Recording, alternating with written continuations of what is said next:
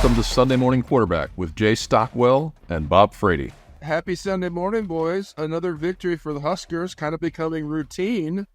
3-0. Yeah. Halfway to a bowl game.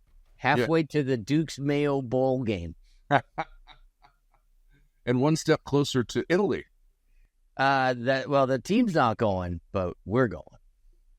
Well, and by we, I mean you and me, because George has to stay home and go to school. The Mighty Big Red emerged victorious yesterday. What are your thoughts on the game, Jay Stockwell?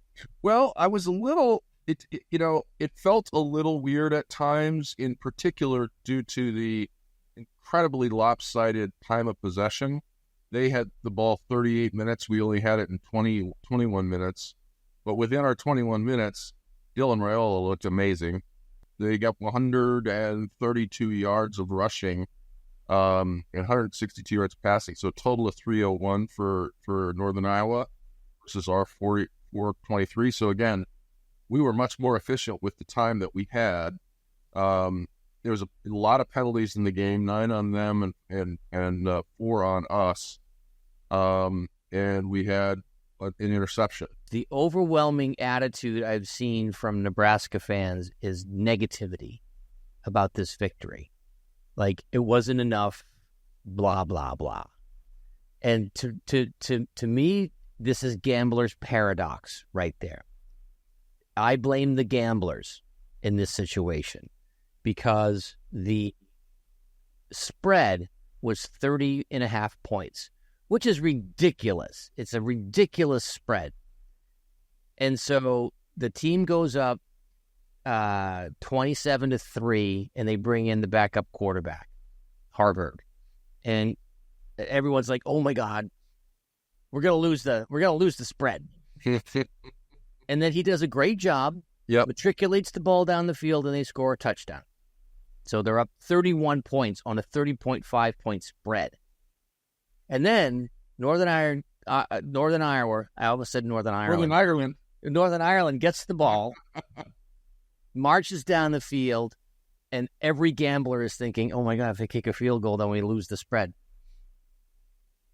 And of course, Northern Iowa did their part by not kicking a field goal, and people finally breathed a sigh of relief with no time left on the clock and the ball on the 2-yard line. So all you gamblers, shut your yap.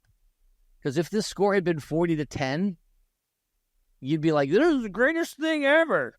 They gave up 3 points. 3. That is not 10, not 17, 3. And that's what counts. How many points you score and how many points the other team scores.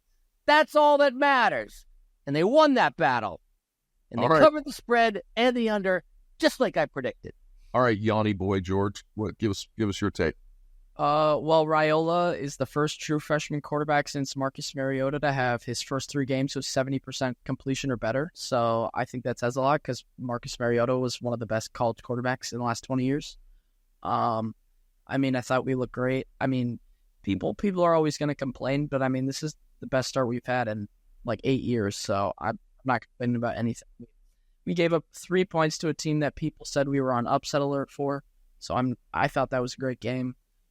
Defense was a little scary on the first drive, but other than that, we look great. Dylan Raiola, if he's not the first pick in the draft in 3 years, I'll be shocked.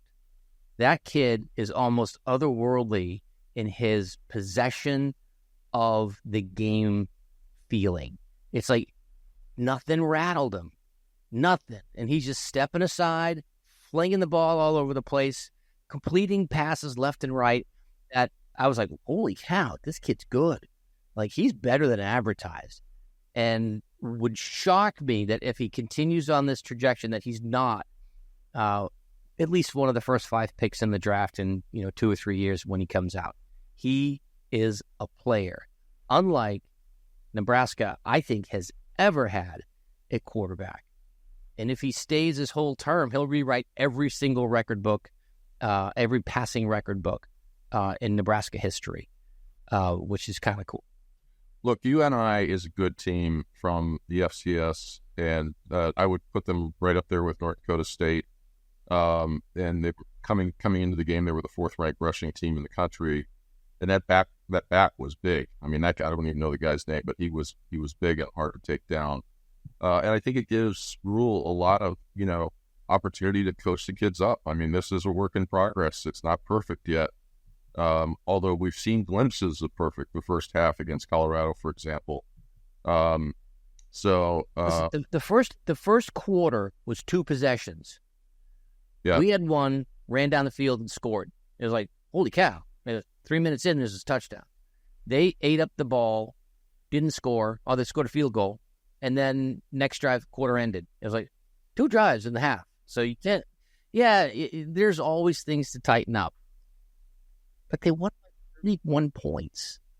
If it was 62-31, you'd think, they're incredible. But they won by 31 points. Quit being greedy. All right, let's go around the league. Let's see what happened in the league. Looks like Wisconsin got sloped by Alabama 42-10. Yeah, their quarterback got hurt in the first quarter, and that was pretty much all she wrote. Not that they were going to be competitive with Alabama at all, but they were playing pretty tough in Q1. He got hurt. I think it was unaided. He was going out of bounds, and his knee just kind of collapsed. And he was hit on the play, but the hit didn't cause the injury. And that's sad for the kid, but it even sadder for Wisconsin because Alabama just ran him over after that. Michigan uprighted itself 28-18 Arkansas State. That's not much on the opponent there. Yeah, there's a Christmas card you want to send to your folks. Listen, if Nebraska had played Arkansas State and won 28-18, the state would be in full-blown panic right now.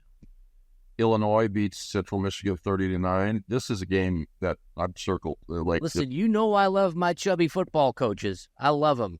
I love the chubsters who are the football coaches. And he's got to play in some. I'd like to look at their record going back into last year if I had that at the tip of my fingers. But you're talking Brett Bielema, right? Yeah, he takes Chubby to a whole new level. He did not miss the training table, but man, that man can coach. So he can. So that's gonna be, and that's a night game, Bob. It's gonna be watching that at 12:30 in the morning. That's okay. I'm ready. We'll figure it out. Minnesota came back, beat Nevada. The Apple Bowl, Washington State prevailed 24-18.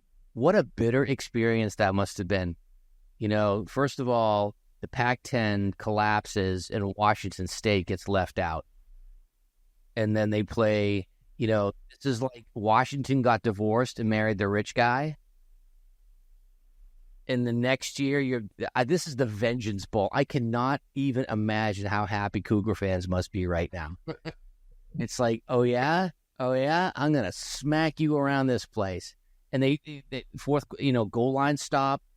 Exciting ending, the whole 9 yards, but how sweet that Apple Bowl. They said they're going to retire the trophy because it's a Pac-12 trophy. They're just going to stick it in there and they'll make another one again. And I'm like, that's awesome. But George, what they're doing at some new conference out there you were telling me about. The Pac-12 is 6 new teams, I think, so all coming from the Mountain West, or 4 new teams. 4 so far.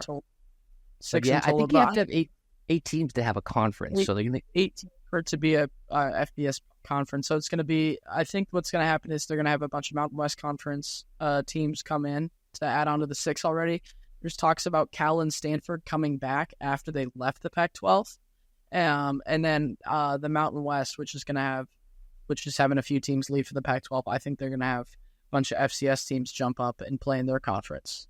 Hey, shout out to Cal, 3-0 with Bastian Swinney, who is a friend of the podcast, one generation removed. Well, his mom was a friend of the podcast, mom and dad, and had a great week, another great week, and Cal's 3-0. Nice to see. George mentioned the Mountain West. Shout out to Coach Miles, basketball. We love our Coach Miles. Okay, Oregon State. Oregon kind of put it to Oregon State. Yep. That's the Vengeance Bowl where there was no vengeance because Oregon and Oregon State, same thing. Pac-12, they got left behind at the altar. And Oregon's probably like, yeah, good thing I left you behind. Stinking Oregon State. Notre Dame beat Purdue. That's on our schedule. It was actually They really put the metal.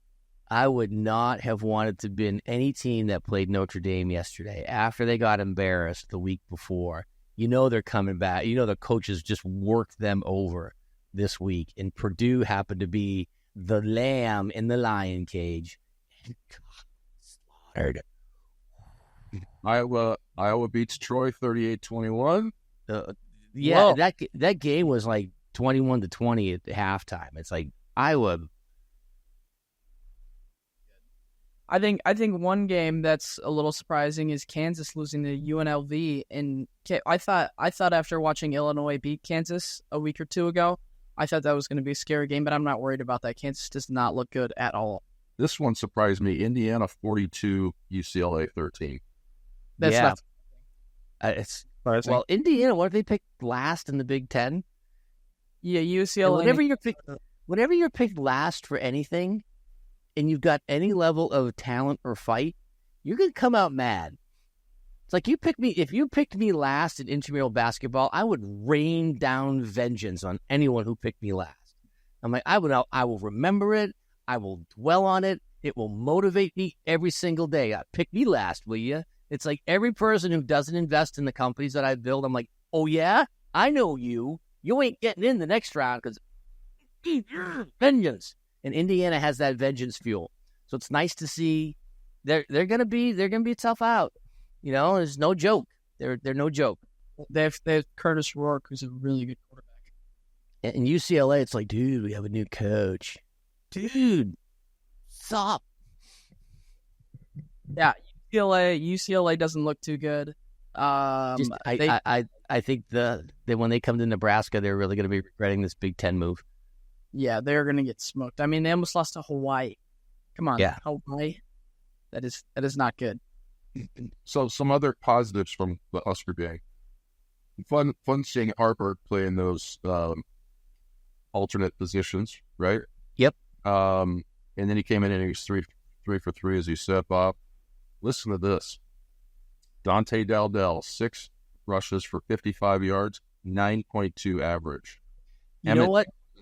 They started the game with 3 handoffs to Dowdell and the throw to Fedoni, and I'm like, I'm in heaven right now. This is like somebody woke up and stole my Nebraska playbook if I was going to plan plays.